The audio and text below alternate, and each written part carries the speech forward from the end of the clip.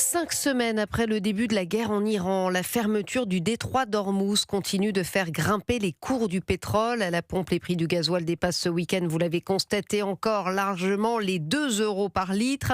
Un vrai casse-tête pour vous, auditeurs d'Europe 1, qui nous écoutez peut-être sur la route en ce week-end prolongé, mais surtout un coup dur pour les secteurs particulièrement fragilisés, comme les pêcheurs, les transporteurs routiers ou les agriculteurs.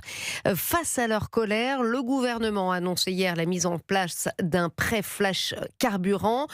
Bonsoir Antoine Bienvaux. Bonsoir Stéphanie, bonsoir à tous. Une mesure principalement à destination des TPE et PME qui souffrent évidemment particulièrement de cette crise. Oui, à compter d'aujourd'hui, ce sont des milliers de TPE, PME du secteur de la pêche, du transport routier et de l'agriculture qui pourront solliciter un prêt compris entre 5 000 et 50 000 euros auprès de l'État.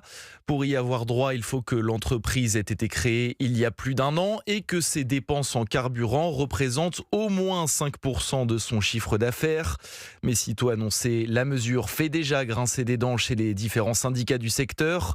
En cause notamment le taux d'emprunt fixé par l'État à 3,80% et sans garantie.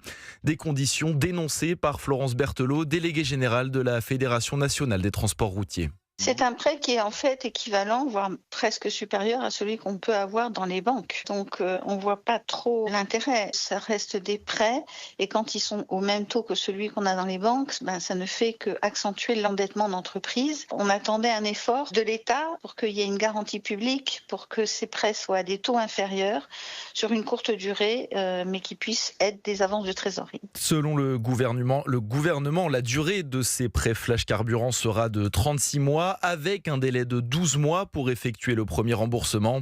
Bercy précise enfin que la mesure concerne évidemment tout l'Hexagone, mais aussi les départements et régions d'outre-mer. Merci Antoine Bienvaux pour Europe 1.